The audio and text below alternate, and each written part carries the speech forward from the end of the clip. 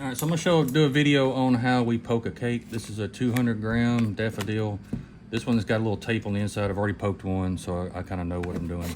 So basically what you do is you follow the fuse down, find out where it goes into the tube, take your knife.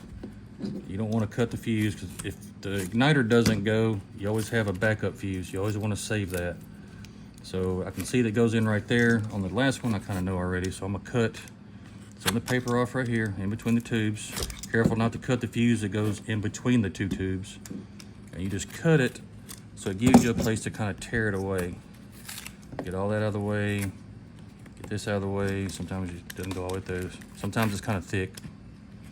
Get underneath all that paper right there. Break that off. That's what I'm talking about. You gotta be careful that you don't cut the in-between fuse, because cake won't work. So I've got a good, nice gap right there, and see where that fuse goes in. So I always go just a little bit higher than the green fuse. So this is a little bit thinner, so I always get my first little poke right here. When you go into it, you kind of feel the granules. That means you know you're in the lift charge. And I take a bigger all brass, because it doesn't spark. And again, make it big enough for the igniter, and I can still feel the crunch in there, so I know I'm in the lift charge. I'll take my igniter. I'll leave the shroud on, because it makes if you take the shroud off, it blows around. If you leave the shroud on, it shoots fire out about this way, which makes it pretty much it's gonna go if it goes, if the igniter lights like it's supposed to. Then then you tape it up.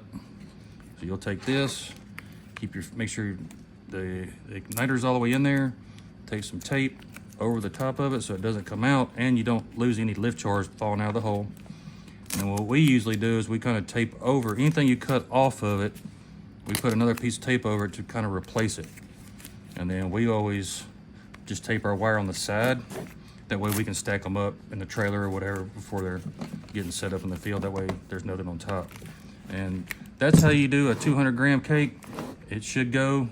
We haven't had any failures doing it this way, so that one should be good to go.